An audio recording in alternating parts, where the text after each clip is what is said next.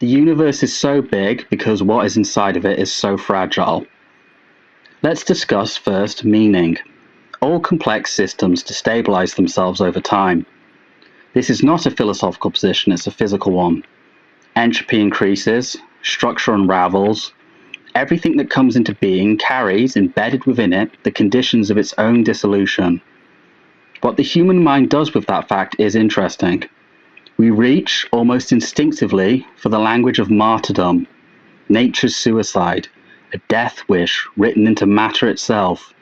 But there is a more precise way to put it.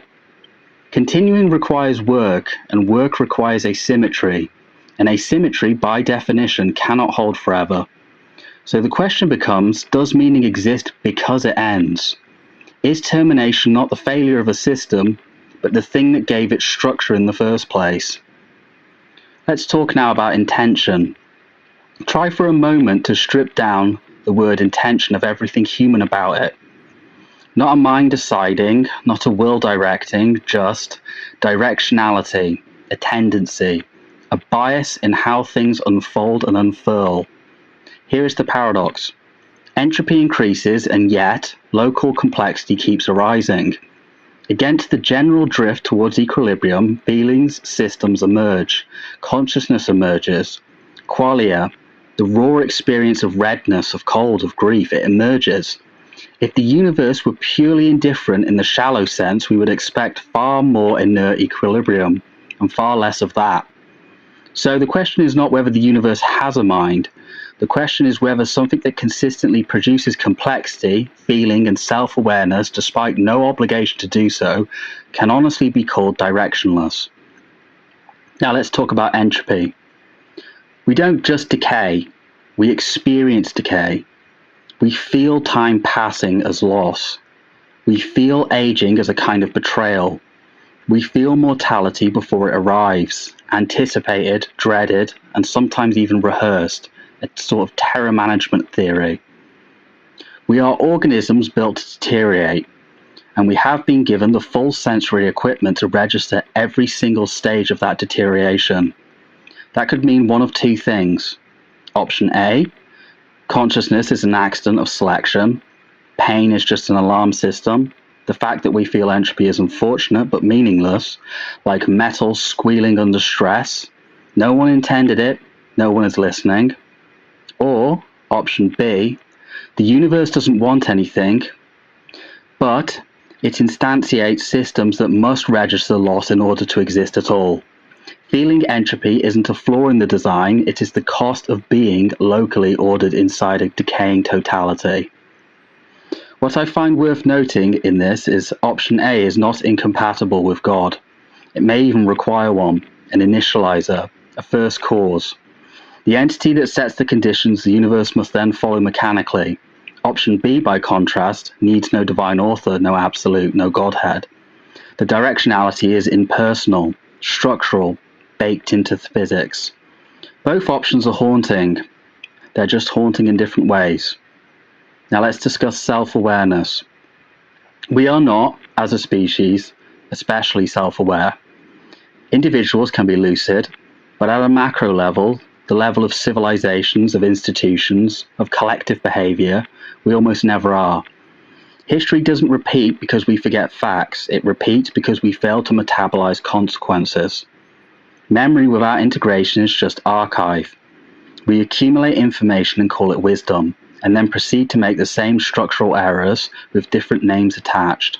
And yet, despite that, we are still demonstrating something. The capacity to ask whether nature has intention is itself a form of self-awareness.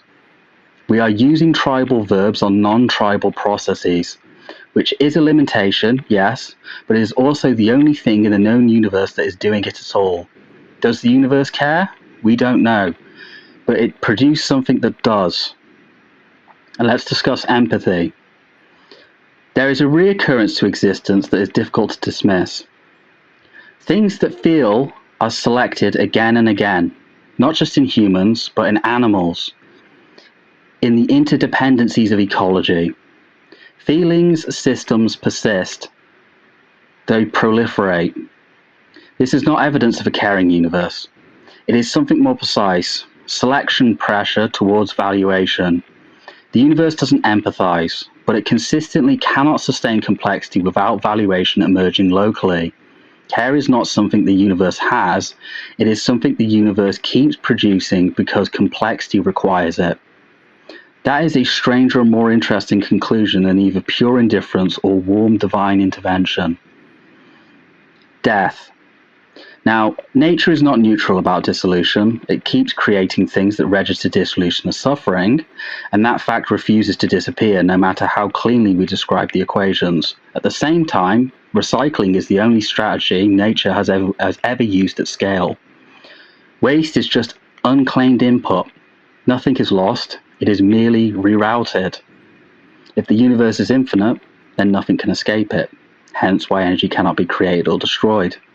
Death, then, for the matter that constitutes a human being, is a metamorphosis, a change in the way things slot into the other systems, until those systems, too, succumb to another layer of entropy.